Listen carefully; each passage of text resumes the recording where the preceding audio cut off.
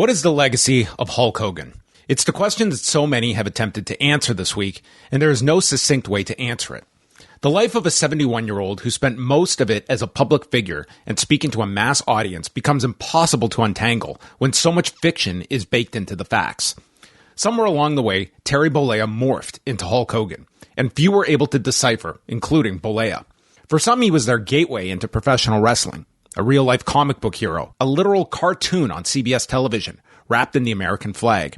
He epitomized the overused, larger-than-life label, an individual who took the WWF to immense heights and became one of the greatest draws in the industry's history, leading both WWF and WCW to respective boom periods. For others, he was a political shark in an industry built on paranoia and distrust, using his sizable leverage at every turn. Outside of professional wrestling, he was marred by controversies for over a decade, from the leaking of conversations with his son in prison that were disturbing, a sex tape, and the subsequent racist audio it contained, a Peter Thiel-funded lawsuit that brought down the Gawker site, and wrapping himself around the Republican Party and Donald Trump. It's all part of the story of Hulk Hogan. That story begins on August 11th, 1953, when the second of two boys to Peter and Ruth Bollea arrives in Augusta, Georgia. The family had arrived in Aiken County 1 year prior when Peter accepted a construction job in the area. It was less than 2 years after Bollea's birth that they uprooted and migrated to Tampa, the city where Bollea was most affiliated. It's a thought exercise if Bollea doesn't learn from his local wrestling outfit, Championship Wrestling from Florida, and being influenced by superstar Billy Graham and Dusty Rhodes, instead staying in Georgia and discovering Mr. Wrestling 2 and Thunderbolt Patterson. Bollea was a Little League pitcher, generally considered big for his age, and was mentioned multiple times for being chastised for having a large head during his adolescence. He would end up switching passions, falling in love with music, where he played bass guitar, and from all accounts, leading to a chance meeting.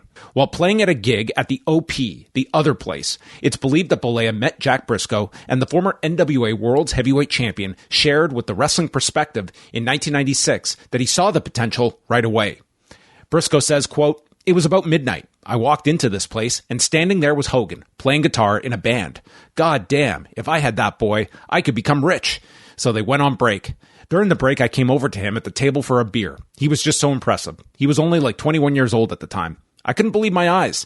I asked him, "Did you ever think about being a wrestler?" "It's what I've always wanted to do. I'm a big fan of yours, and I've been watching you for years. It's what I've always wanted to do." "Well, be at the Sportatorium at 9 o'clock in the morning, and we'll get you going." And so Hogan was on his path. Championship Wrestling from Florida was under the control of Eddie Graham, with Johnny Valentine serving as booker. It was no surprise that Briscoe's eyes widened when he saw the raw material of the future Hulk Hogan and indoctrinated him into the fraternity. The popular tale that Hogan would espouse was being trained by Hiro Matsuda, who took advantage of the trainee by snapping his leg in half, but showing the fortitude to come back once healed and pursue his career. The notion of a trainee being abused in the Florida system is hardly a tough one to believe, given the reputation of that particular location in the country and Graham housing the territorial policeman in Bob Roop to weed out pretenders with explicit force. However, there is no verification that Hogan's leg was broken or suffering anything worse than a sprain, and never a story that Matsuda was known to share, and one that Jerry Briscoe outright denied. But a great origin story doesn't begin with a sprain and end with a Tylenol, and Hogan became the greatest author of his own mythology, where he blurred lines, and it became either an eye roll or a distinct charm of Hogan's retelling. His career kicked off in 1977, wrestling as the Forgotten Super Destroyer for a cup of coffee in Florida, and he was quickly sent off to Tennessee as Terry Boulder. Joining him would be career-long sidekick Ed Leslie, a friend from Florida whose sister attended Robinson High School with Bollea. Together as the Boulder brothers, they performed as babyfaces in Memphis. Jerry Jarrett and Jerry Lawler essentially had the opportunity to take the first stab at molding this piece of clay, utilizing music videos and other forms of production to market the super green Bollea. He would team with Leslie, as well as Tommy Gilbert, the father of Doug and Eddie Gilbert, and work main events with Southern heavyweight champion Don Bass at the Mid-South Coliseum in the infancy of his career.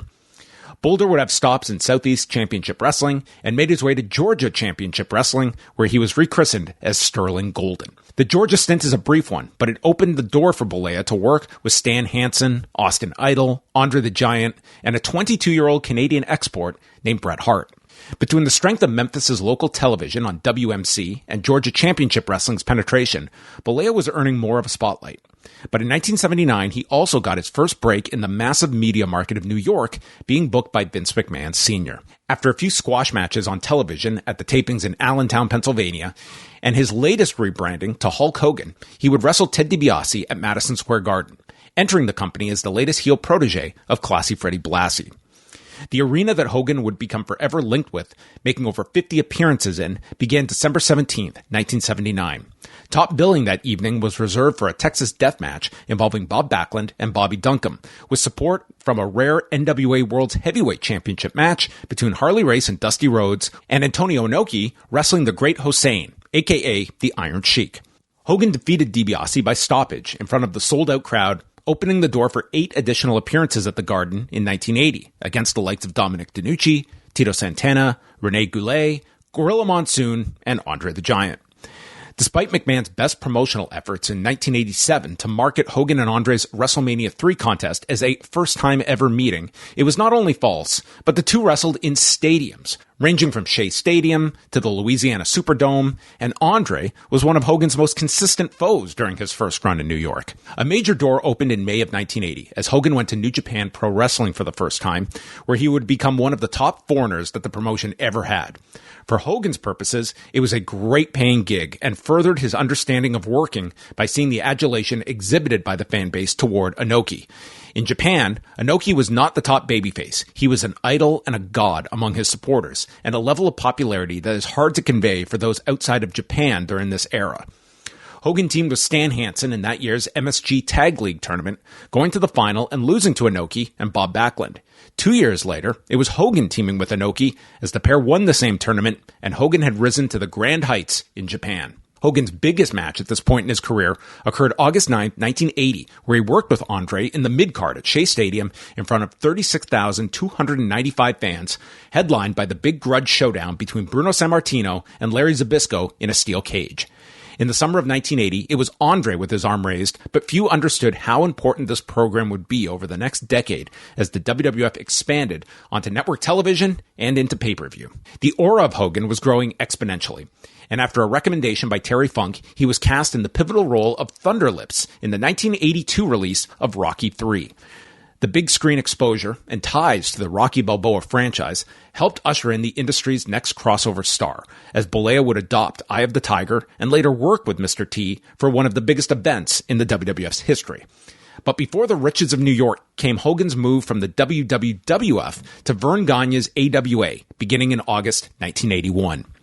Minnesota was a thriving territory built on a combination of excellent technical wrestling, big brooding brawlers, and some of the best talkers in the industry. The travel was heavy, the weather was rough, but it was an education for Bollea, as well as the blossoming of what would become Hulkamania. Like New York, Gagne saw Hogan as a heel, given the size and his demeanor, but the audience saw it differently, and quickly, Hogan ascended as a babyface in Minnesota, chasing after AWA heavyweight champion Nick Bockwinkel. He rose the ranks, working opposite Jerry Blackwell in multiple body slam challenges to promote the size and strength of Hogan, who was netting fictitious prizes of $5,000 for each slam of the big man.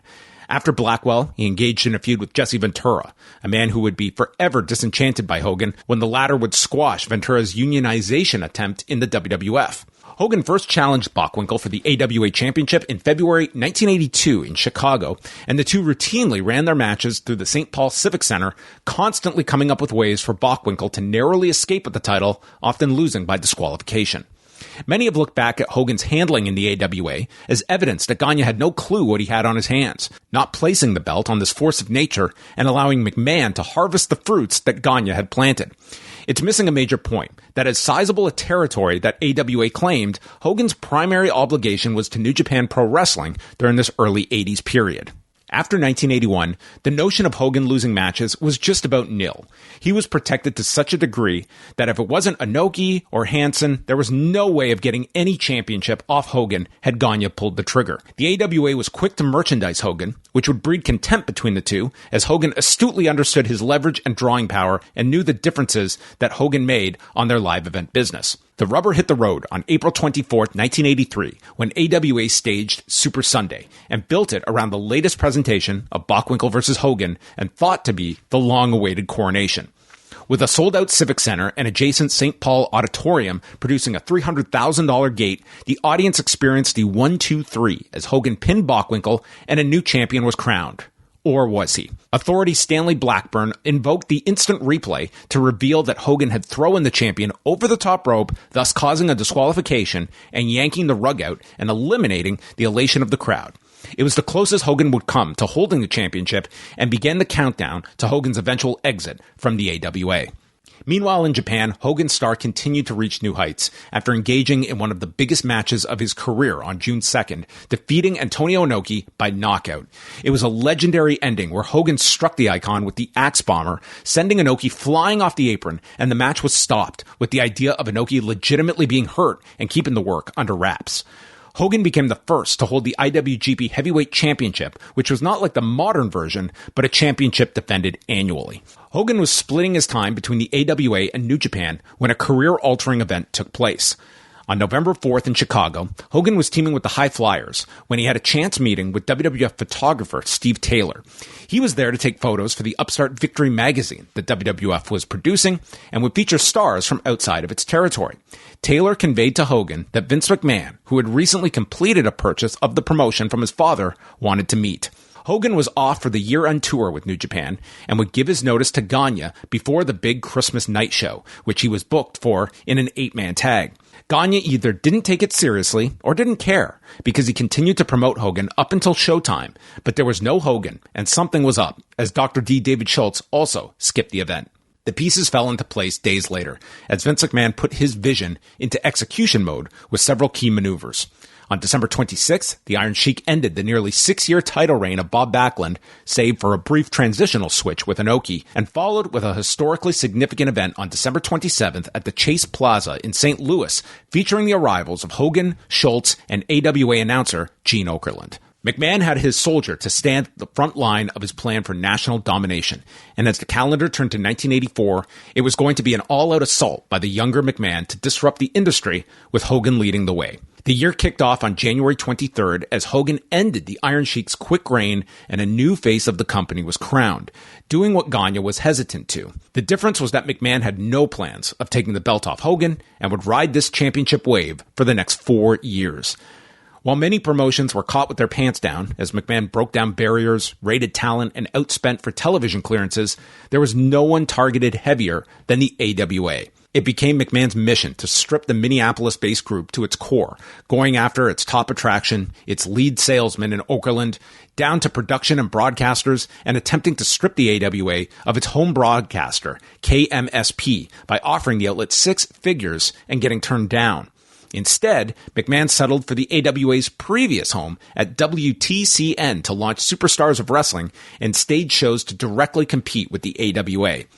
WWF also went after their TV broadcaster in San Francisco, who were paying nothing for the product, and rubber-stamped McMahon's offer of $2,000 a week to air his promotion's television instead, thus hurting AWA's ability to run at the Cow Palace with weaker television. Also jumping to the WWF were AWA stalwarts Jesse Ventura, Adrian Adonis, Bobby Heenan, and Mad Dog Vachon. WWF would run counter to the AWA throughout 1984, but the incumbent held firm in its market, despite the growing success of the nationally expanding entity. McMahon pulled out all the stops, going so far as putting Okerlund in the ring to team with Hogan, later promoting a team of Hogan and Mad Dog Vachon, and Hogan squaring off with Ventura to appeal to the AWA loyalists. Gagne didn't surrender without a fight, allegedly offering up $100,000 for his trainee, the Iron Sheik, to break Hogan's leg during their Madison Square Garden match. Instead, Sheik sounded the alarm and alerted his promoter and Hogan rather than perform the hit. It was a war of attrition, and WWF could absorb the counterstrikes while the AWA would weaken over time and would limp into the 90s, and where it met its demise. The world was changing by 1984, and Vince McMahon and Hulk Hogan were the catalysts in growing beyond the industry and into the mainstream through gambles, trials, tribulations, and eventual domination. They say that the winners get to write history, and for many viewing the industry through a WWF lens, it begins in 1984 and the national expansion.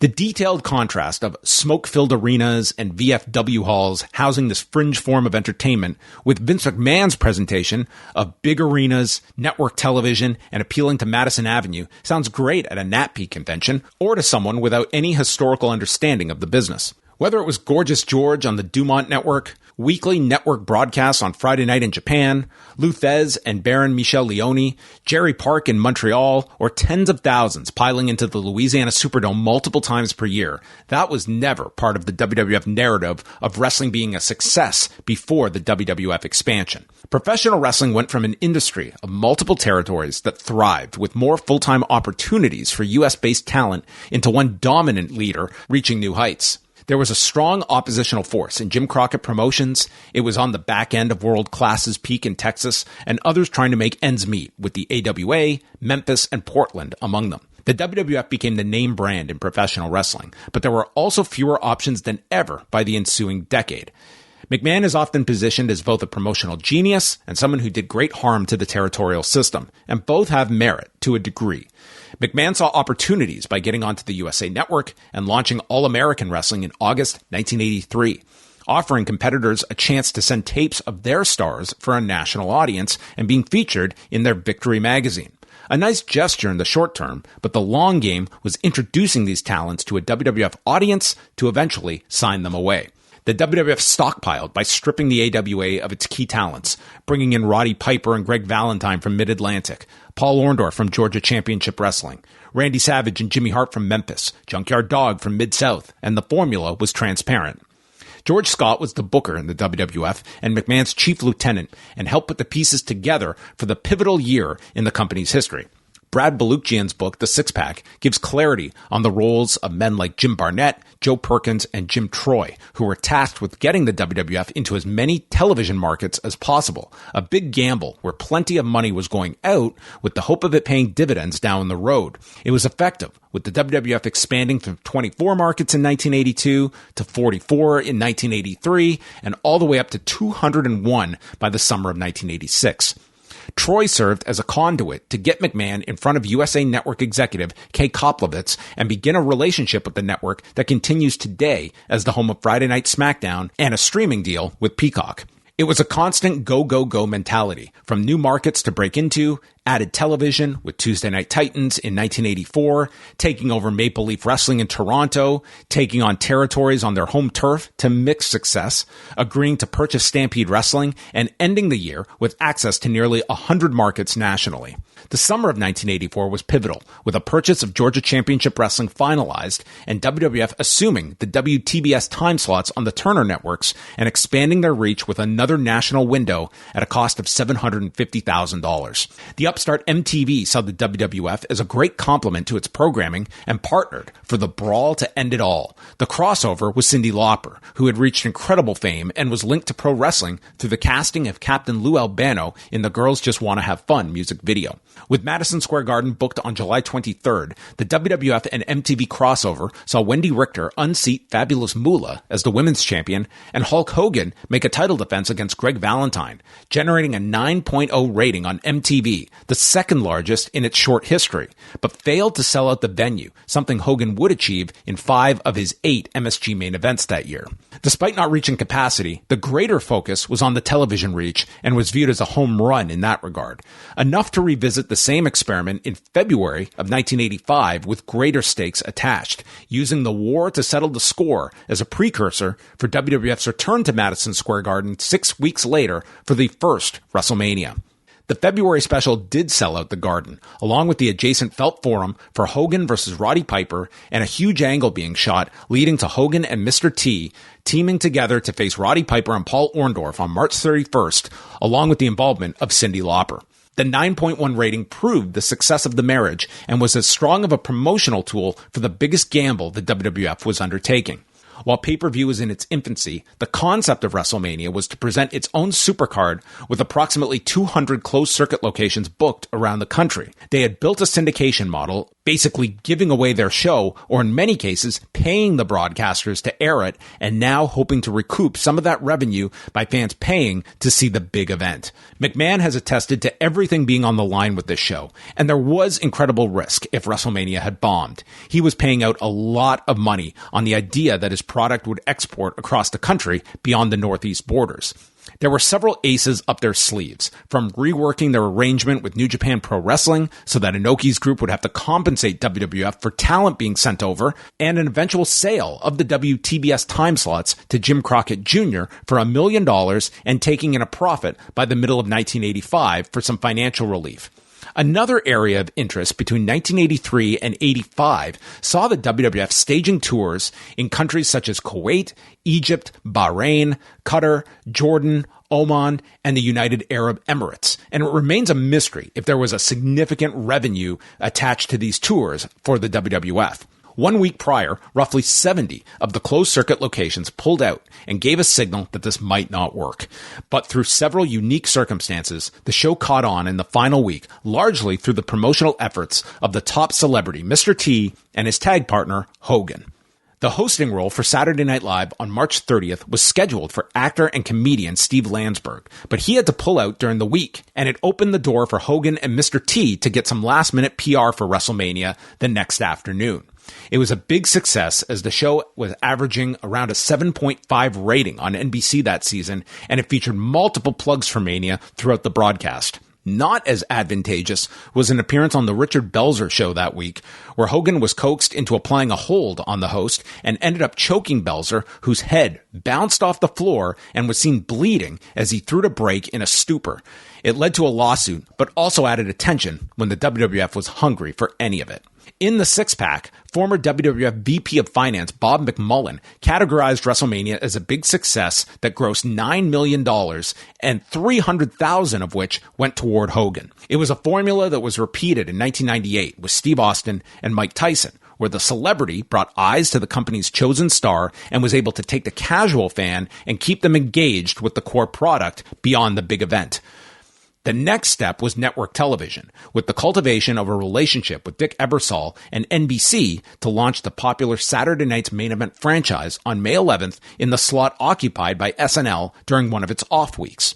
With Hulk Hogan and Cowboy Bob Orton Jr. paired on the special, it generated an 11.6 rating, and Ebersol looked like a genius, while McMahon was now commanding audiences in syndication, closed circuit, NBC, USA Network, WTBS, MTV, and soon to add Hogan's own CBS cartoon. As noted in Abe Josephine Reisman's Ringmaster book, WWF's revenues escalated from $29.5 million in 1984 to $63.1 million in 1985 and up to $77.4 million in 1986, with the figures being reported in a future lawsuit. The NBC and CBS platforms were huge for the WWF and contributed to many kids discovering these real-life superheroes who, unlike Superman or Batman, appear at your local arena several times per year. The formula was fairly straightforward, as WWF was mass-producing its style as the McDonald's of professional wrestling. Competitors failed to understand the value of star power over in-ring technicians, with the idea that if they had the better wrestlers, the fans would realize and reject the WWF style of prototype big man matches with little fanfare, but were marketed to such a degree that the audience saw star power. One of the key philosophies that differentiated the WWF from Jim Crockett Promotions was building around a babyface as opposed to a heel. Hogan was the all-American good guy who triumphed over the villains and sent crowds home happy with a posing routine to the sounds of Rick Derringer.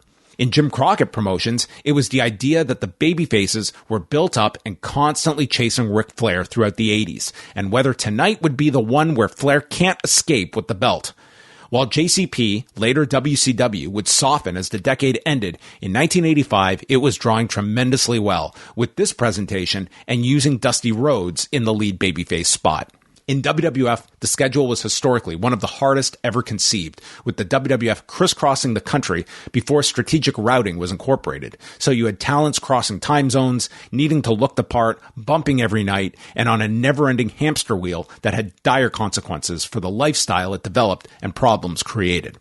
While the tales of wrestling 300 nights per year are often thrown out, and Hogan famously defying time by stating he worked 400 nights per year because of Japan, his peak number of matches was 162 in 1987, and he never wrestled more than 150 matches a year in the WWF, according to Cage Match. Beyond the first WrestleMania, George Scott found himself on the wrong end of a political fallout and was bounced by the company, with booking duties led by Pat Patterson and signed off by McMahon. By 1985, Jim Crockett Promotions and the AWA were still going strong, and World Class had yet to hit its decline, while WWF was gaining market share. But it was a series of hits and misses. Often, when WWF went into an established market, it was not an instant success because it was different from what that audience had been raised on. In August 1985, a remarkable attendance of 50,000 attended the Ohio State Fair in Columbus, where the WWF provided a free show with admission to the grounds and the opportunity to see Hulk Hogan in person taking on Big John Studd. The company tried its hand at pay-per-view in November 1985 with the Wrestling Classic, with a one-night tournament and Hogan taking on Piper, which didn't connect like WrestleMania and led to the company waiting 2 full years before attempting another non-WrestleMania event on pay-per-view. In 1986, the second edition of WrestleMania had the promotional hook of airing from the top 3 media markets all in one night: New York, Chicago, and Los Angeles. It followed Jim Crockett Promotions' staging of Starrcade the previous November in 2 locations of Greensboro and Atlanta. Hogan was assigned top billing in LA, with former world-class star King Kong Bundy inside of a steel cage. It became one of Hogan's unlikely opponents for such a big event, promoted through an attack on Saturday night's main event and convincing fans that Bundy was a threat to the champion. That year alone, Hogan would have larger drawing opponents between Paul Orndorff and Kamala, who were viewed as stronger programs. WrestleMania 2 failed to achieve the heights of the first version. WrestleMania 2 is also the event that centered around an organizational effort by Jesse Ventura to rally the troops in the locker room and realize their fair share of the blossoming revenues that they are helping to produce. It was a rare time that the term union was openly being discussed among talent and gambling with their limited leverage, requiring strength in numbers and needing the ultimate player to back them: Hogan. It's a major what-if Hogan's response was to go to bat for the locker room and demand certain perks and have proper representation, akin to a players' association for the major stick-and-ball sports. Instead, it was revealed in court testimony years later that Hogan ratted out the plan to McMahon, and once it reached the top, there were enough scare tactics to quell any notion of such an association or union effort. Hogan readily admitted to being the one to inform McMahon of the plan when speaking on the Mr. McMahon documentary on Netflix released in 2024. The double cross, as Ventura perceived it, left a lifelong grudge between the future governor and Hogan, one that was never rectified and can be argued has mitigated any hint of such organization in the decades since. While the WWE has grown into a billion-dollar business and benefited greatly from the escalation in its media rights, unlike Major League Baseball or the NFL or the NBA, they receive no portion of that revenue, nor any percentage of sponsorships, and are still required to cover certain costs on the road as independent contractors. It was also a demonstration that if you take care of the top guys, then they'll have little incentive to put their neck out for the lower card talent, who have the most to gain from such advancements. Today's WWE talent are making tremendous money by the comparisons to their predecessors, but they are also working for a company whose revenues have dramatically outpaced the rate of escalation for talent pay. One of Hogan's greatest house show runs occurred with Paul Orndorff after the latter turned on Hogan and they took the match across the country. There was no greater representation of this dynamic than the big event in Toronto on August 28th on the grounds of the Canadian National Exhibition. It was a sold show to the CNE, which was an annual fair in Toronto, taking place over several weeks and promoted locally as Wrestling Hulkamania Night, incorporating local sponsors Molson, Q107, and CHCH-TV, and promoted with Concert Productions International.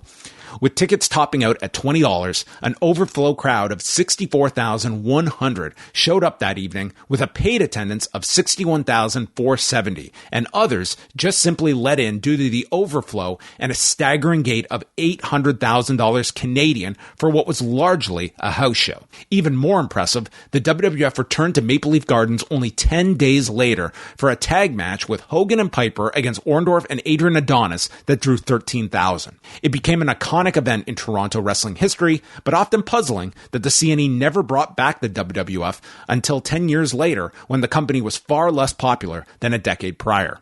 It laid the groundwork for McMahon's next seismic undertaking by booking the Pontiac Silverdome on March 29, 1987, and finally turning Andre the Giant for a revival of a program with its current champion and retconning the storied history the two men shared. McMahon pulled out every trick, billing Andre as undefeated and a first-time match with Hogan, tactics that would fall on their face in the modern social media age. But in 1987, they ran with it, in the hope that fans weren't aware of wrestling before 1984.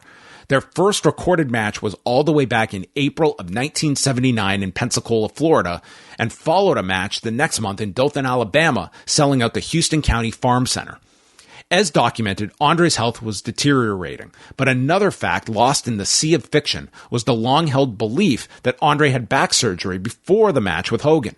It was repeated so much and accepted until the fact-checking by Pat Laprade and Bertrand Hébert in The Eighth Wonder of the World, a biography on Andre the Giant, uncovering documentation that the back surgery occurred 4 months after WrestleMania 3. The incredibly promoted match led to a monumental achievement for the WWF, packing the Silverdome, leading to a decades-long discussion over the attendance figure. What is consistent is that the show generated $1,599,000 in ticket sales, another $450,000 in closed circuit tickets, and at least 400,000 buys on pay-per-view, where only 5 million homes had access. The attendance discussion is a lengthy one, as Dave Meltzer has repeatedly noted when event promoter Zane Breslov informed him years later that the real figure was 78,500 and backed up with internal records that WWF provided access to in 2001. Lost in this discussion is the undeniable fact that had the Superdome been large enough to accommodate 15,000 more fans, it surely would have sold those tickets. It was that hot of an event, amplified by local blackouts, so you had to be in the building to see it if you were a resident of Detroit. The gross for the day was reportedly $16.6 million, according to the Wrestling Observer newsletter. Hogan and Andre were each paid $750,000, with Laprade and Hébert adding that Andre received a $250,000 bonus on top. The richest payouts that the industry had ever seen up to that point.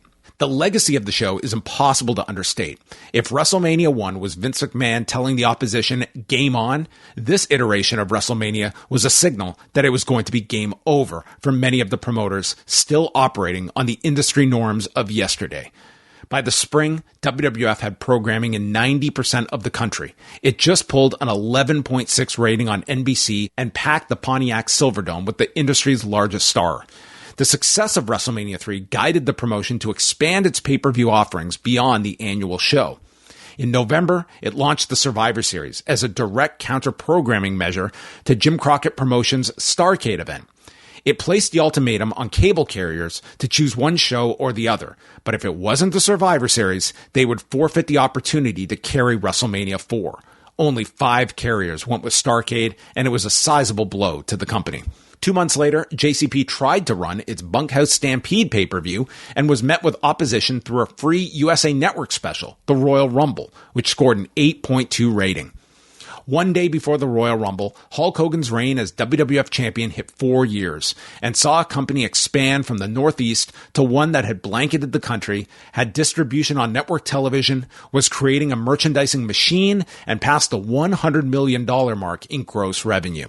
Hulkamania was still the catalyst, but it was time for Hogan to drop the title, and he would do so in front of one of the largest television audiences to see a pro wrestling match. The 80s were winding down, and the ensuing decade would place strains on the brand of Hulk Hogan and questions of whether the real American image could hold up to the persona behind it. February 5th, 1988. Odds are that if you were home that night, you had NBC turned on, as Hulk Hogan defended his championship against Andre the Giant in their WrestleMania 3 rematch. The objective was to get the title off of Hogan after 4 years, protecting the top star in losing, and launching the promotion for WrestleMania 4 around the state of the championship. From a booking standpoint, it was one of the most brilliant ideas of its time, and lodged into every fan's memory. Ted DiBiase had sent Andre as his henchman to obtain the prize title and deliver it to the $1 Million Man. DiBiase's insurance policy was Earl Hebner, the evil twin brother of lead official Dave Hebner.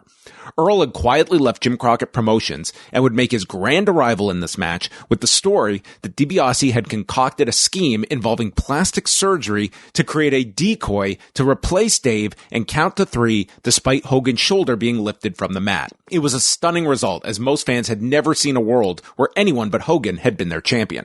Andre's attempt to hand over the belt was thwarted, and Jack Tunney held up the belt to be decided in a 14-man tournament as the centerpiece of the 4th edition of WrestleMania in Atlantic City, New Jersey. The NBC special was a gigantic success, with Nielsen reporting an average viewing audience of 26.6 million viewers.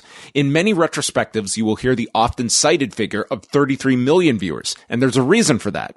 Often television estimates were immediately released using the standard estimate of 2.4 viewers per home before the final numbers would come out. Nielsen's numbers were based on their figures of the NBC special having 1.95 viewers per home to get to the slightly lower average audience. It is virtually impossible to imagine any wrestling match being viewed to that volume ever again.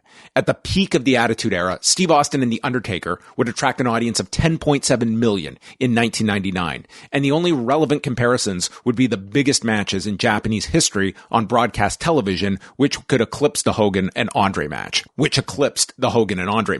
transition from Hulk Hogan to Randy Savage occurred at WrestleMania 4 as Hogan and Andre ousted one another in the second round of the tournament, clearing the path for a new babyface star to take the crown and run with the championship. The long term was Savage as a heel, and WrestleMania 4 would kick off a year-long story to the eventual showdown with Hogan. It kicked into gear at the inaugural SummerSlam event in August as the Mega Powers of Savage and Hogan beat the Mega Bucks of DiBiase and Andre, once again leaning on the Hogan-Andre program to launch yet another event.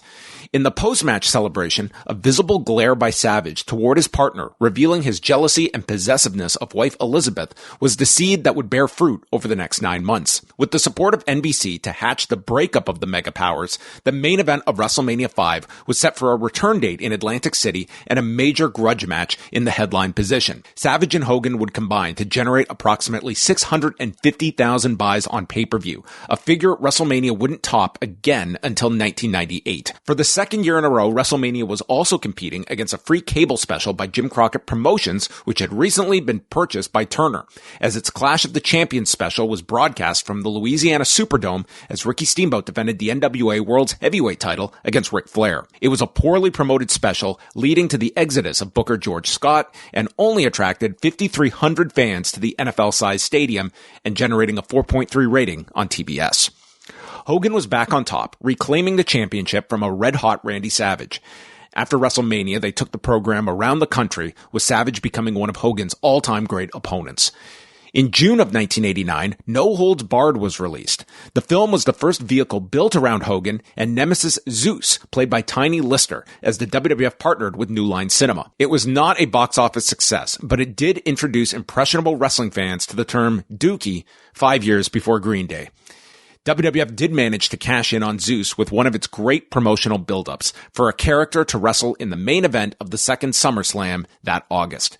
Zeus would team with Savage against Hogan and Brutus the Barber Beefcake and relied on production techniques such as Zeus placing himself onto the steel steps to overshadow the diminutive-looking Hogan and get across his vaunted nerve hold. It was a masterstroke of promotional genius, taking a non-wrestler and presenting him as the ultimate threat, leading to a sellout at the Meadowlands and 575,000 buys on pay-per-view. Whether they felt they got all they could out of Zeus, the decision was made for Hogan to pin Zeus clean with the leg drop in the tag match, followed by a singles match later that year when they presented No Holds Barred, the match, the movie. The new decade arrived, and Hogan was now 36 years old, but had been on top for 6, and McMahon was eyeing the future.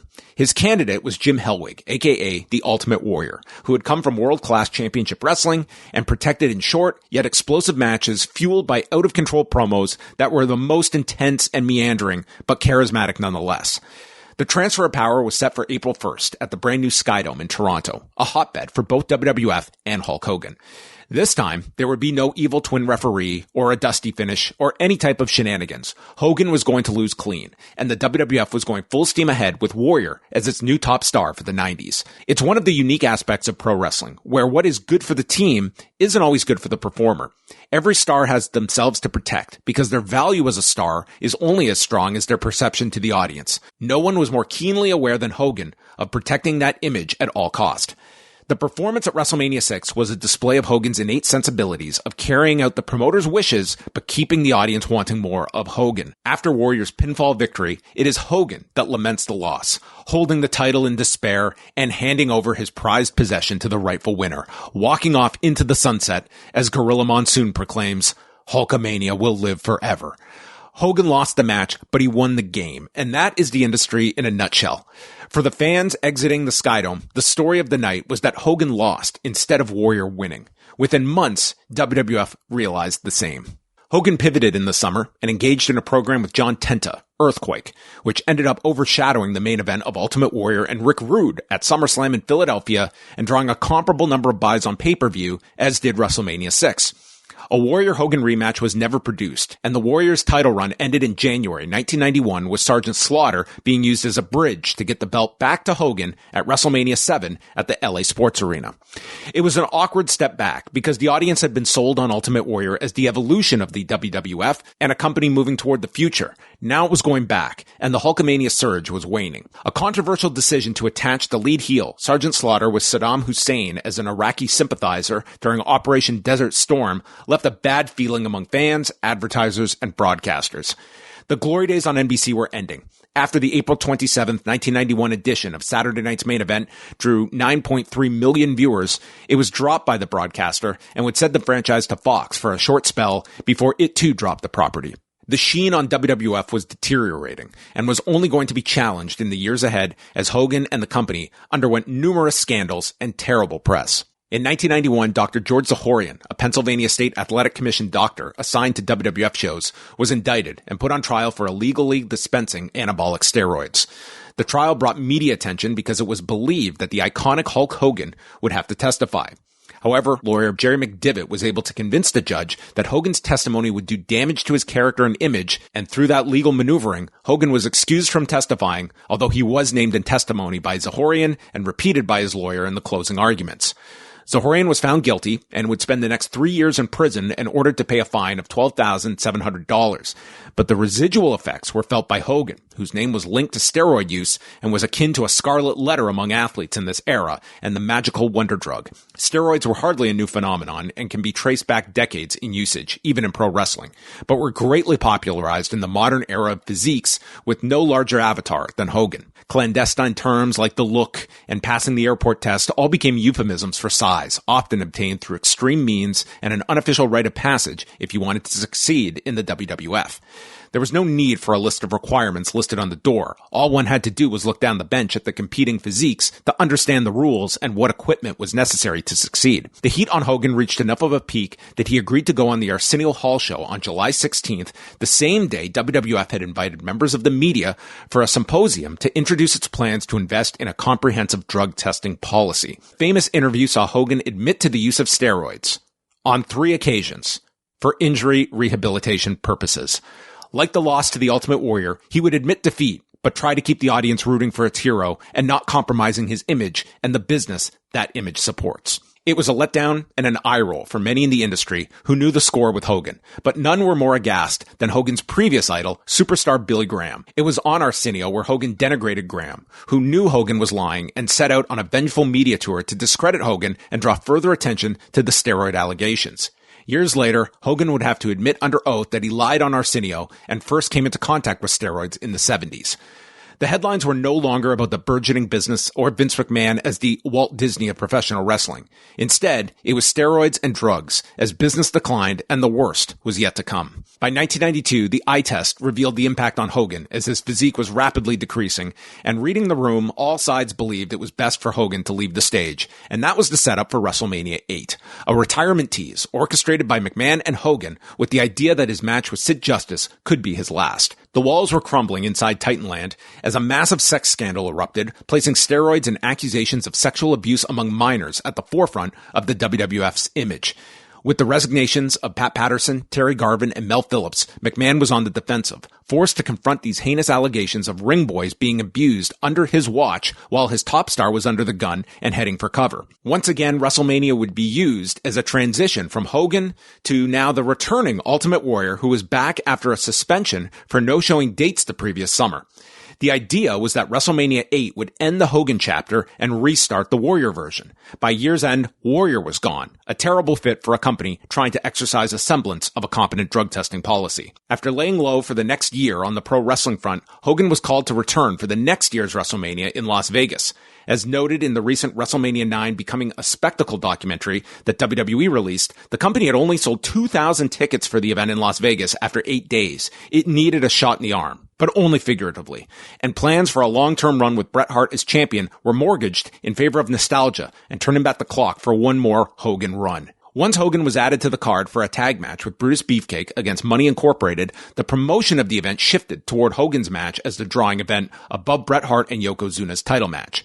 The negative press was enough that WWF felt the need to tackle it during a sit-down interview where Hogan referred to the tabloid terrorism he was a victim of, and while admitting to mistakes, didn't opt to be specific and just stating that lies were reported about him and took aim at the media for their role in his image being harmed. 2 days before WrestleMania, McMahon informed Bret Hart of the new direction, and Hogan would leave Caesar's Palace with the title. Hart didn't just take it as a vote of non-confidence, but McMahon going against his word of Hart having a Bruno Sammartino-like title reign that would last years, not months. It wasn't just about ego, but also financial. As Hart shared in his book Hitman, as champion, his pay tripled to $6,000 to $7,000 per week on top as champion. It was years removed from their days working in Georgia Championship Wrestling, and now Hart was not as apt to cede territory back to the star of yesterday, and a political rivalry was hatched. Hart believed that he would get his big match with Hogan at that year's SummerSlam, including a fact in his book that the two had a photo shoot in May where they orchestrated a tug of war using the title. Instead, Hogan would drop the belt to Yokozuna in June, perform on several live event dates, and his short-lived return was over. The underlying issues would not be resolved before Hogan's departure and were placed on the back burner and would rear their ugly head when Hart and Hogan would find themselves in WCW years later. Unlike 1992, this was Hogan's exit from WWF, as he turned 40 that year, and that was a derisive number in McMahon's calculus for his top star. McMahon felt he could take the formula used for Hogan and apply it to Lex Luger as the next All-American babyface, but it failed, and as history shows, the next superstar was likely going to be a polar opposite from the previous one. Hogan had an alternative option beyond the WWF in his former outfit of New Japan Pro Wrestling. Hogan had struck a lucrative deal with New Japan prior to his exit at WWF. His 4-match deal began with Keiji Muto at the Fukuoka Dome in May of 1993, while Hogan was still WWF champion and caught heat for diminishing his championship in favor of the real prize, the IWGP Heavyweight Championship. His return in September for a pair of matches included a rematch with Muta in Osaka and would make one more trip to defeat Tatsumi Fujinami on January the 4th of 1994 at the Tokyo Dome. His focus was now geared toward acting, and his latest project, Thunder in Paradise, was greenlit for 22 episodes in 1994 with Hogan in the lead role. The legacy of the show is not its one season of existence, but a meeting reportedly set up by Ric Flair to get newly installed WCW executive producer Eric Bischoff in front of Hogan. It was the launch of Hogan's next act, and for the first time, Vince McMahon's top star would now become his opposition, and leading to the next popularity wave for the industry. Not guilty. Those two words reverberated throughout the Eastern District of New York on July 23, 1994, after a 12-person jury did not find the prosecution's case compelling enough to determine that Vince McMahon conspired to distribute steroids. For years, McMahon would trumpet taking on the U.S. government and winning, but the 18-day trial did a number on the dwindling image of his empire. McMahon wasn't going to prison, and the prosecution fell prey to an insufficient amount of evidence to prove any distribution had occurred in the district. But it was not just McMahon on trial. The whole industry came under fire, and the once clean image of this children's product had been marred by horrific charges of child abuse, sexual assault, and the biggest star in the industry taking the stand to state under oath that he estimated 75 to 80% of the locker room was using steroids when he was in the WWF.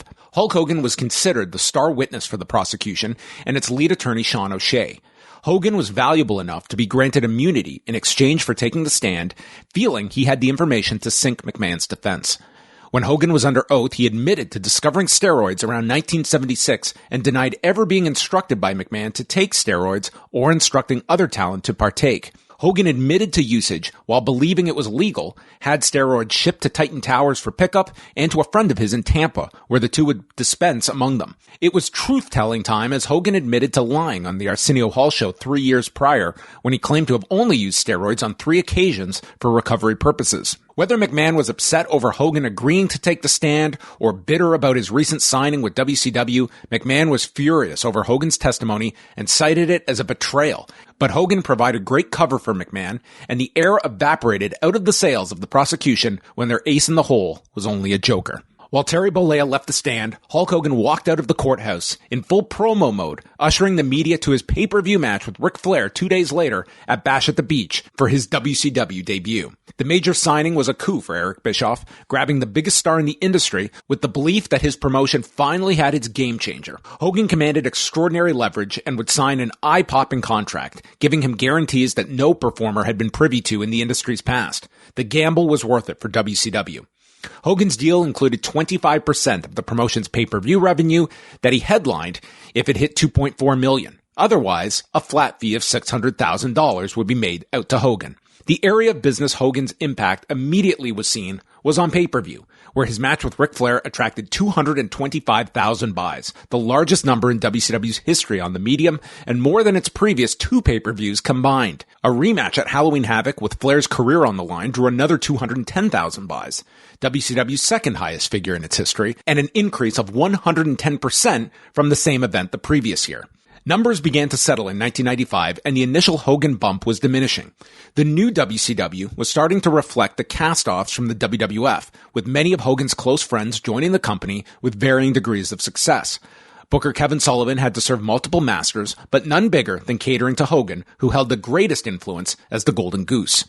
In September 1995, the industry changed forever with the launch of Monday Nitro on TNT, with a 1-hour program in prime time airing head-to-head with WWF's Monday Night Raw flagship show. Immediately, WCW was competing neck and neck with its competitor on their night of the week, although the added attention to the product was not translating to pay-per-view, with several poor performances at World War III and Starrcade, and Halloween Havoc dropping 43% from 1994. The red and yellow version of Hogan was beginning to wane with the audience after so many years, and seeing Hogan overcome every conceivable villain. This was the era where Hogan began to shake things up, going to a dark place, and appearing in all black after his famed mustache was shaved off. It was fully realized the next summer in a more significant fashion. On Christmas Eve in 1995, Hogan was served with what he claimed was an extortive letter accusing the star of sexually assaulting a woman in September at the Bloomington Marriott Hotel 2 days before the first episode of Nitro. Hogan would proceed to sue the woman and her attorney over the accusation, who he claimed were threatening to sue Hogan if he did not pay them. The woman filed a countersuit and detailed the allegations that Hogan forced himself onto her in a hotel room despite her verbal and physical attempts to stop him, and made it clear she was not consenting. She also accused Hogan of sexually assaulting another woman, which she said she was informed of after sending the initial letter to Hogan in December. The case would go on until July of 1998, when Judge James M. Rosenbaum ruled that the matter was dismissed with prejudice. In 1996, Nitro had expanded to a 2-hour format, beginning with the Memorial Day episode featuring the return of Scott Hall to WCW after working for the company years prior as the Diamond Stud and found fame as Razor Ramon in the WWF. The memorable entrance through the crowd kicked off the biggest boom in the company's history. Followed by Kevin Nash's arrival, it culminated with the formation of the New World Order on July 7th with its newly minted leader, Hollywood Hulk Hogan. Presenting Hogan as a heel was the coat of fresh paint he sorely needed, and gave Monday Nitro the lead position on Monday nights, as the WWF was in a defensive posture and needed their own transformational angle to shake things up. The NWO was a simple story of an invading group set to take down the home promotion, and the centerpiece was Hogan, regaining the WCW title and defacing the big gold belt as the carrot that was dangled in front of the WCW troops to chase after. There was intrigue based on who would join the group next, surprise debuts, revolutionary production elements, and a cool factor that made WCW the hot product for the first time since the glory days of Jim Crockett Promotions. The financial benefits were outlined in the book Nitro by Guy Evans, where WCW was projecting a loss of $940,000 for 1996 before the launch of the NWO angle, and ended up turning a profit of somewhere between $3.5 to $5 million based on varying data that Evans learned of. The company was off to the races, fueled by babyfaces including Randy Savage, The Giant, Lex Luger, Ric Flair, and Roddy Piper. But the long-term payoff was for Hogan and Sting to square off and featured a year-plus tease where Sting remained unaffiliated between the warring factions and observing from the rafters until challenging Hogan at Starrcade at the end of 1997. The long wait paid off with the most purchased show in company history with approximately 700,000 buys. However, in front of its record audience on pay-per-view, it couldn't stick the landing as a mind-boggling ending to the match left fans confused and angry after such a long investment. The idea was for Hogan to pin Sting, with referee Nick Patrick executing a fast count, thus screwing Sting and prompting recently signed Bret Hart to even the odds after being a victim of his own screw job. The match would restart and justice prevails. Sting wins and everyone goes home happy. Any plan that is laid out can allow for some deviation in the heat of the moment. It's live television and stuff happens. But in this scenario, it was absolutely imperative that the fast count would register with the audience to justify everything that would follow. Patrick counted in the normal cadence and the crowd was flat, thinking Hogan had just won the match clean. The rest played out as described. The locker room emptied. Sting cut a bizarre promo, yelling "Mamacita," and the show ended with a whimper instead of a bang. Nick Patrick would explain, receiving contradictory instructions prior, while Bischoff has acknowledged that Hogan saw the shape Sting was in and became lukewarm about the initial idea. It was a big mess. They ran it back the next night on Nitro, leaving with a disputed finish, which wouldn't air on television until the debut episode of Thunder, setting up a rematch at Super Brawl in February, where Sting would officially lay claim to the belt. WCW was still coasting off its past success, and it's hard to flatten momentum when you have it. The rematch drew a healthy 415,000 buys, and business was red hot in WCW. But anyone paying attention weekly could see the cracks in the foundation as the product was leaving openings and things were falling out of sync. More strain on the product occurred with more television to produce as Nitro expanded to 3 hours weekly and TBS added a 2-hour Thunder series on top of its pay-per-view and touring schedule. In the spring, Hogan opted to re-sign with WCW, and his value was evident to the company, agreeing to a 4-year pact with a $2 million signing bonus, 25% of the after-tax ticket revenue for any episodes of Nitro or Thunder he appeared on, never pocketing less than $25,000 per show, along with 50% of the WCW net receipts for his branded merchandise, 100% of the net revenues if he opted to do a 1-900 hotline, first-class travel, hotel, and transportation, and the big one, approval over outcomes of all his wrestling matches in which he appears, wrestles, or performs, such approval not to be reasonably withheld.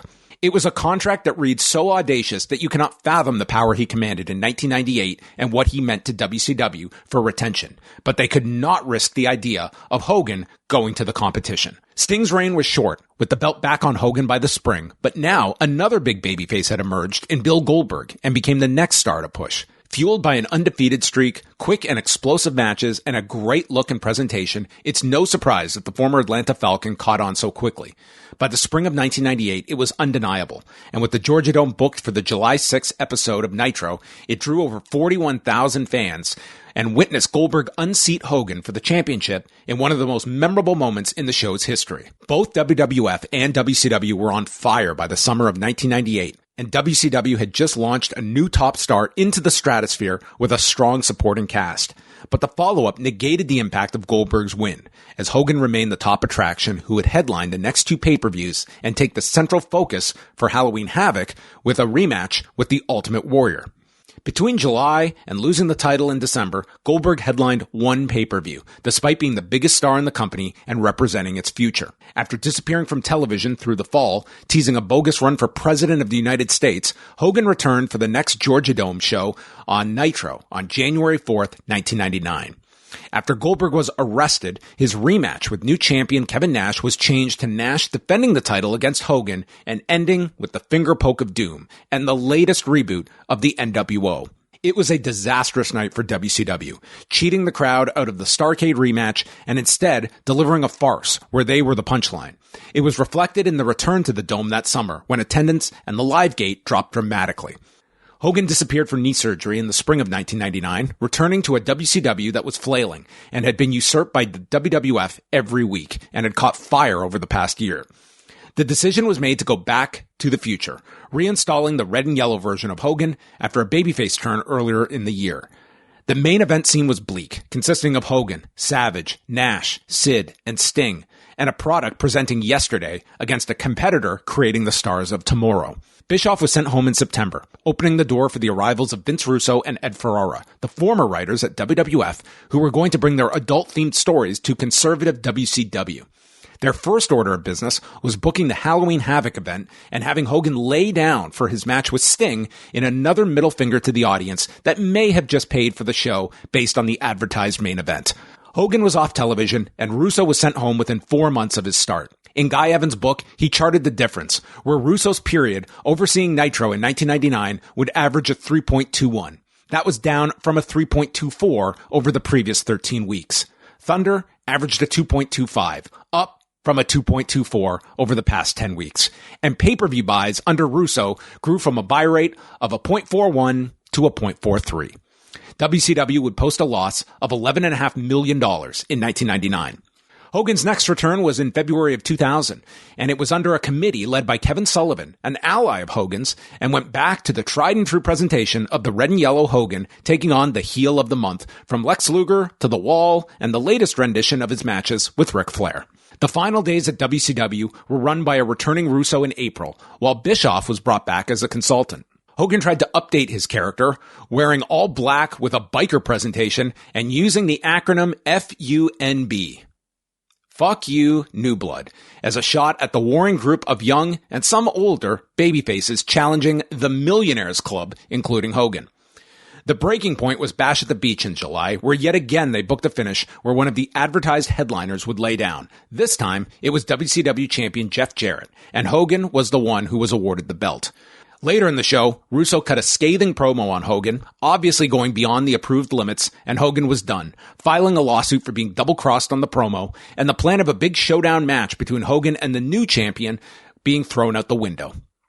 Hogan sued WCW over defamation and breach of contract, with the Georgia Supreme Court dismissing the defamation claim. However, a settlement for the other charge was reached for an unknown sum. WCW lasted 8 more months and was out of business by March 2001. Rumors would persist of Hogan and Jimmy Hart getting something off the ground in the wake of WCW, as everyone felt there was a big gap in the market for someone to fill. They held tapings in late 2001 for a project called the XWF at Universal Studios in Orlando. The big match occurred on the second night of the tapings, with Hogan beating his former WWF rival, Curt Hennig. In record time, WWF contacted Hennig, and he was in the Royal Rumble in January and back in the company.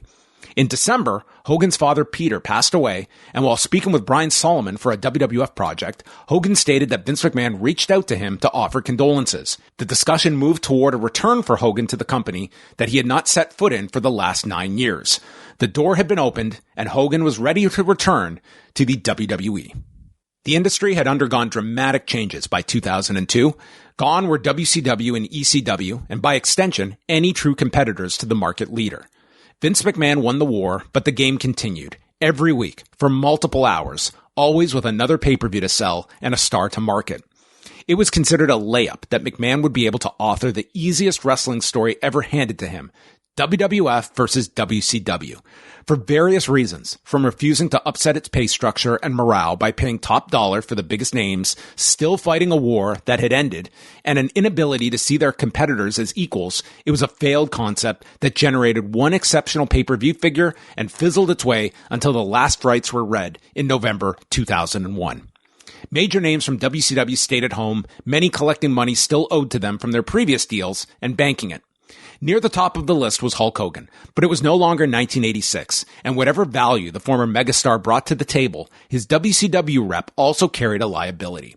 On its face, no one should have fought for WCW harder than Hogan, because no one profited off its success more than he did. With one of the richest deals in the industry's history, he could print money during his tenure, and armed with all the incentives to create new stars to headline pay-per-views with, because he would enjoy the fruits of that labor. Instead, his political acumen gained a reputation for serving Hogan first and Hogan only. He made millions, but left plenty on the table. A year-long program with Sting was marred by the Starrcade fiasco. A pay-per-view rematch with Bill Goldberg never materialized. And he never had a meaningful match with Bret Hart during their entire period together after Hart fell into WCW's lap after the Survivor Series in 1997. It was a case of someone given so much power and a playground to abuse it. So as WWF's business had softened by 2002, you look to the past and you look to stars that have generated success.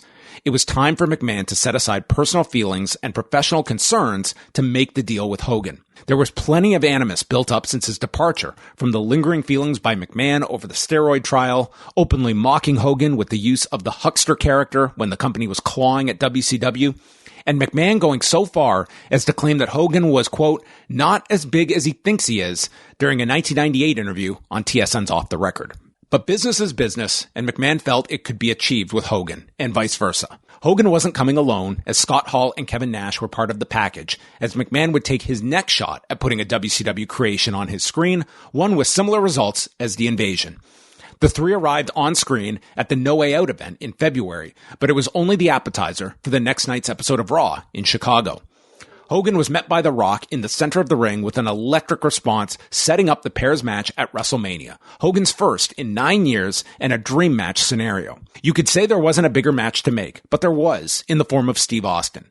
However, the successor to Hogan balked at the plan, and that was a match that the WWE never got into the ring with this limited window where they had access to both stars. The setup was one for the ages, with dueling chants and a buzz throughout the Allstate Arena, nearly marred by a laughable follow-up moments later when The Rock was struck by a hammer to the back of the head and then inserted into an ambulance, which was promptly smashed into by a Hogan-driven semi-truck.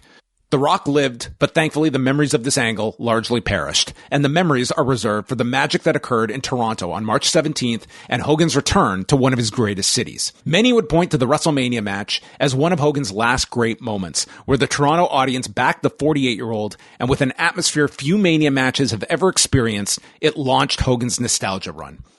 Like 1990 with The Ultimate Warrior, Hogan hung his head in defeat, but he was the story of the night. And despite his age and state of his body, his mind and savvy were still in their prime. McMahon went all the way, having Hogan unseat Triple H the next month at Backlash, becoming the undisputed champion and returning Hogan to the familiar red and yellow.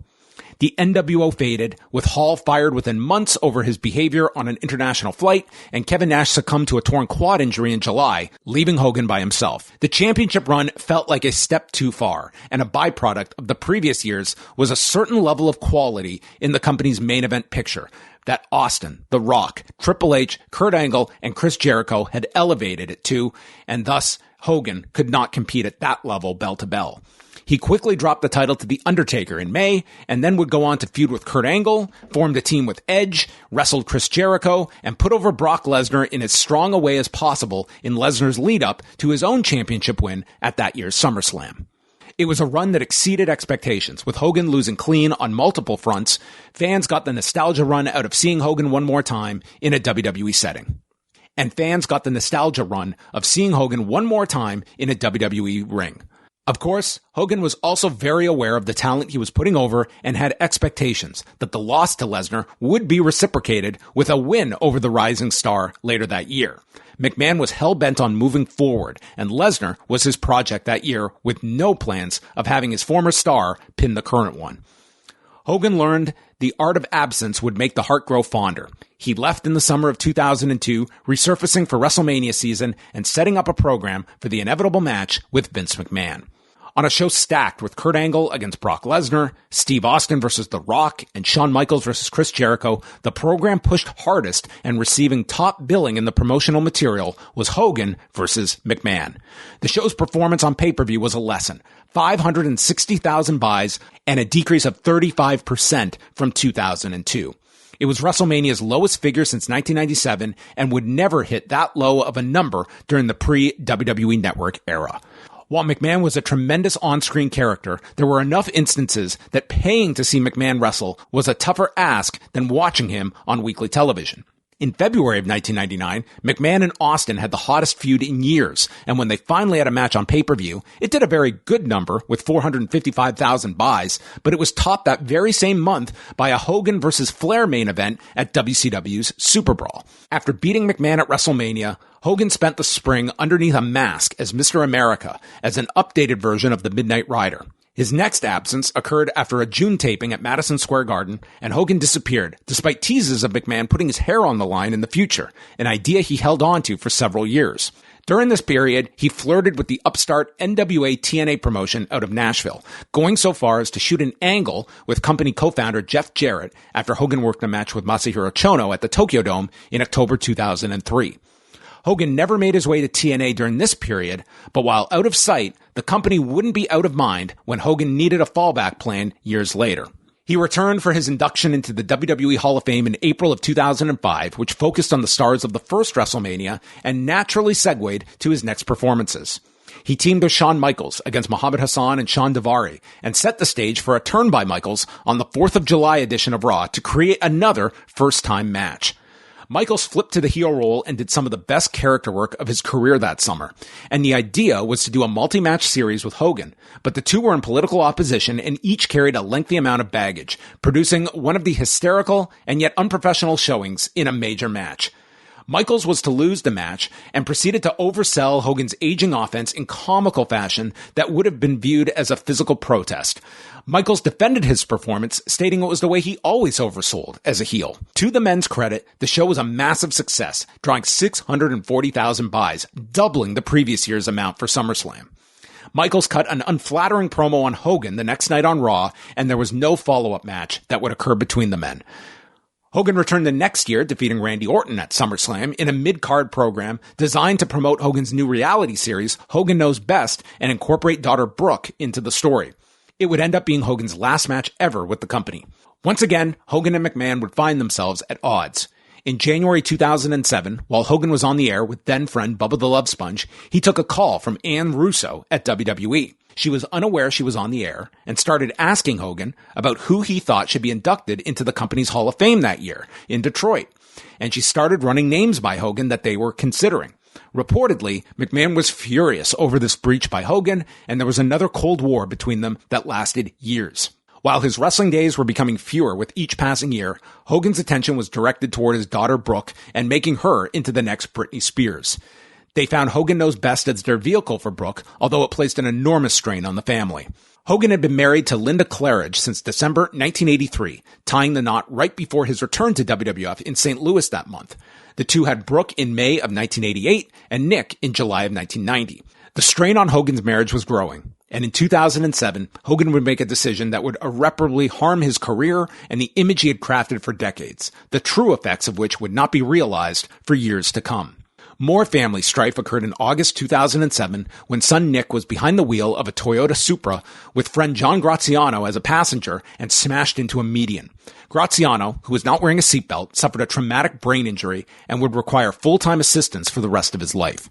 Nick was accused of speeding and would plead no contest to felony charges of reckless driving. He was sentenced to 8 months in Pinellas County Jail. Hogan would visit his son inside the prison, and it would be his first experience of a recorded message becoming public, with the tone and content of the conversation taking many by surprise.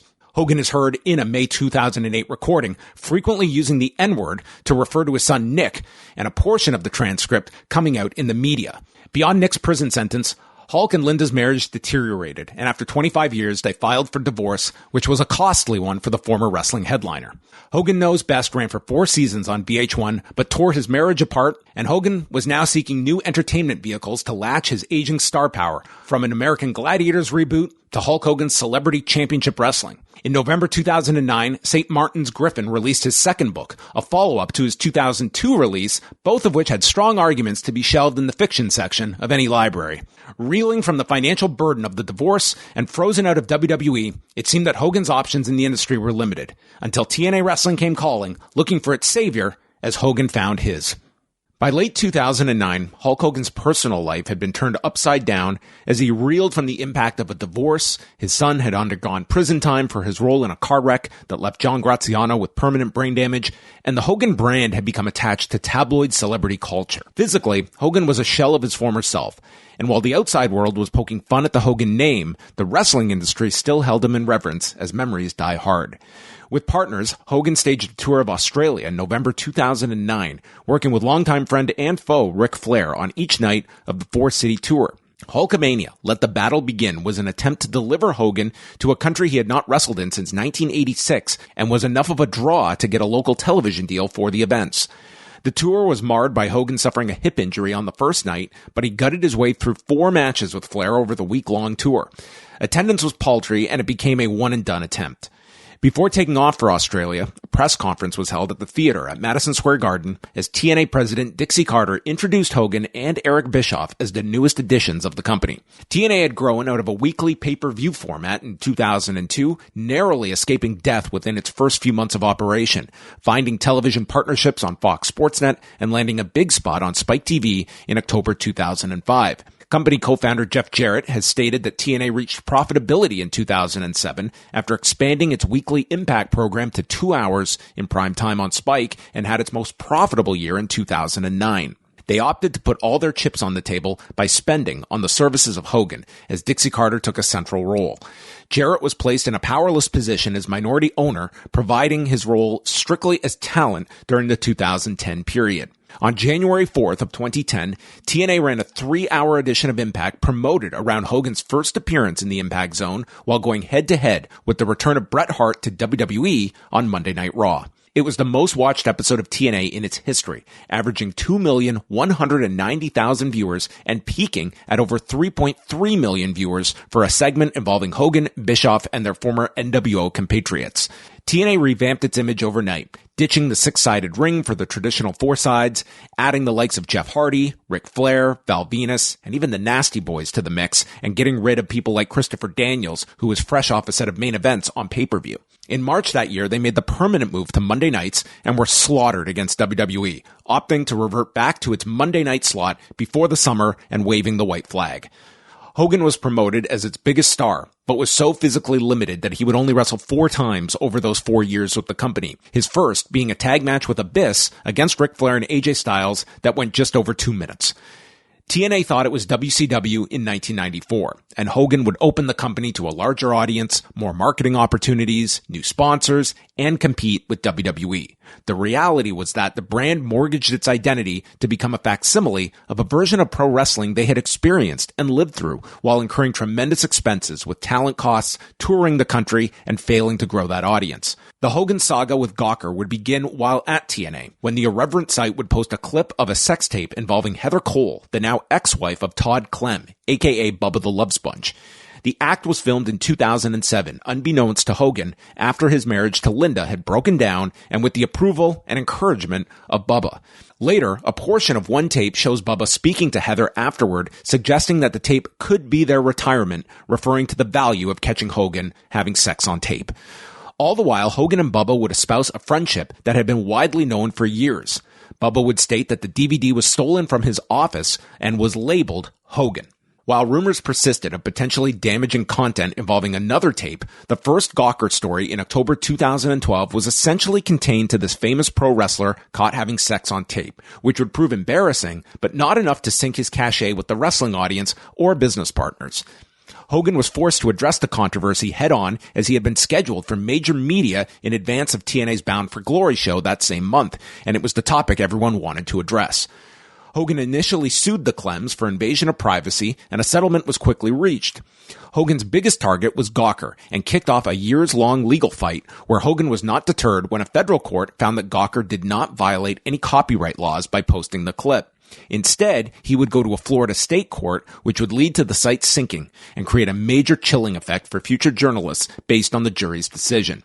Hogan sued the site for $100 million, claiming loss of privacy and emotional pain, but it was only the tip of the iceberg.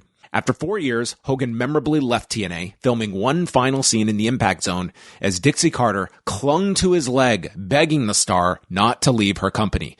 It was TNA and not WWE where Hogan would wrestle his final match ever as he teamed with James Storm and Sting against Kurt Angle, Bully Ray, and Bobby Roode on its Maximum Impact Tour in Manchester, England. The physical price that Hogan would pay for his vocation was a laundry list of back surgeries and various ailments that left him struggling to walk by the latter years of his life and disqualifying the notion of one more match. With enough time and a new streaming network to promote, Hogan was welcomed back to the WWE in 2014 as a brand ambassador and making cameo appearances, including at the start of WrestleMania 30 alongside Steve Austin and Dwayne "The Rock" Johnson. It seemed that Hogan had come out of the sex tape scandal without too much of a stain, was back working in WWE, and by the summer of 2015, he was appearing weekly on the USA Network as a judge for the Tough Enough series. The other shoe finally dropped that summer when the National Enquirer and Radar Online reported on the transcript of a tape involving Hogan going on a racist and homophobic tirade after having sex with Heather Clem. Later, the audio was published on the Death and Taxes outlet. It would be the story that sunk his reputation among so many former fans.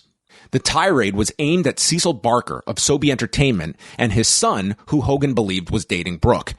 The language is enough to wince at, but hearing the disdain in his voice and inflection took it to another level, and it was impossible to unhear.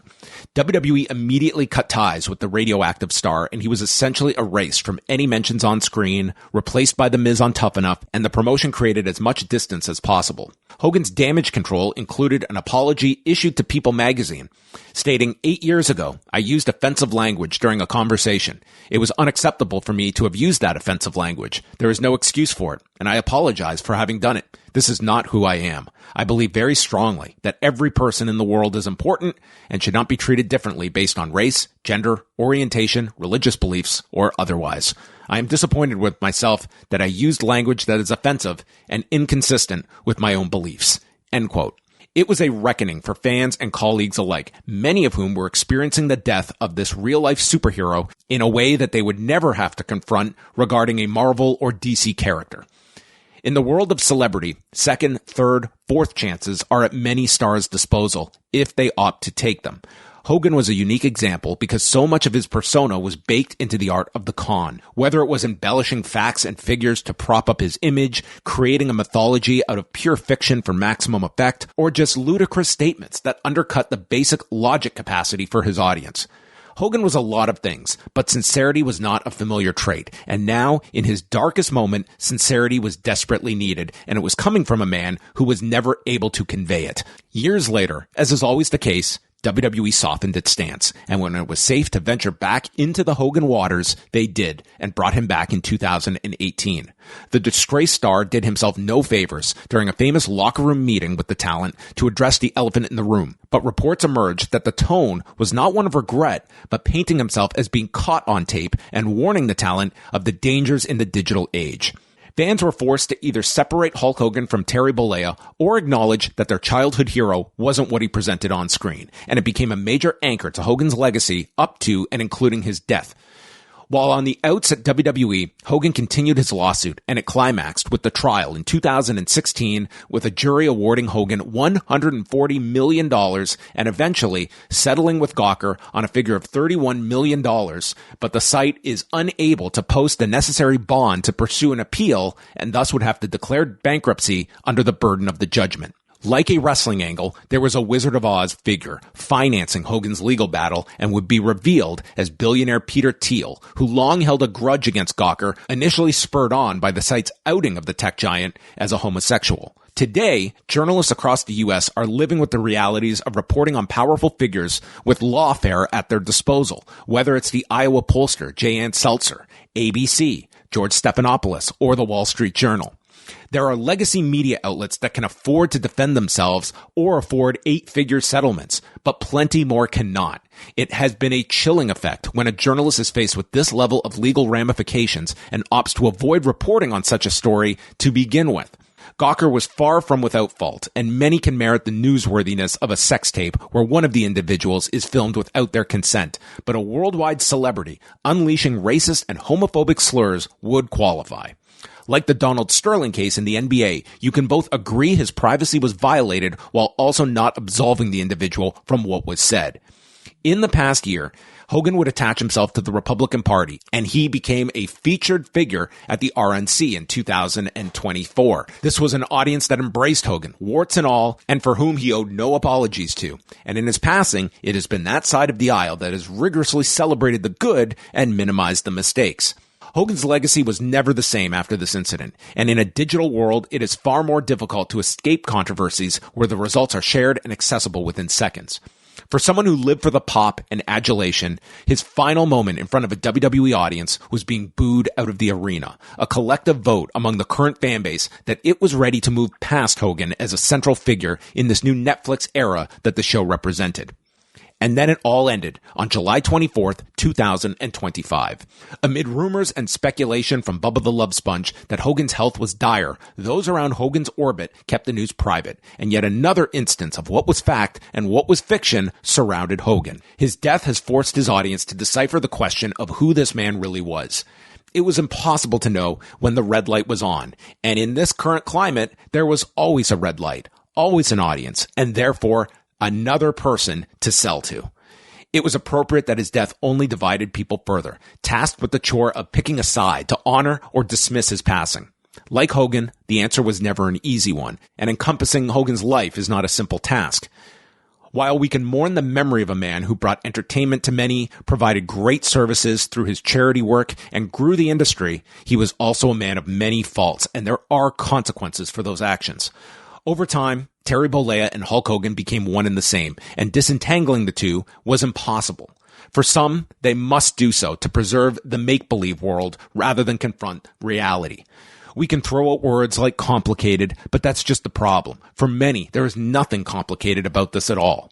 Some lived by the words of Hulk Hogan, while others' fandom died because of the ones uttered by Terry Bollea. We'll never know where Hulk Hogan ended and Terry Bollea began, and in the end, it doesn't really matter.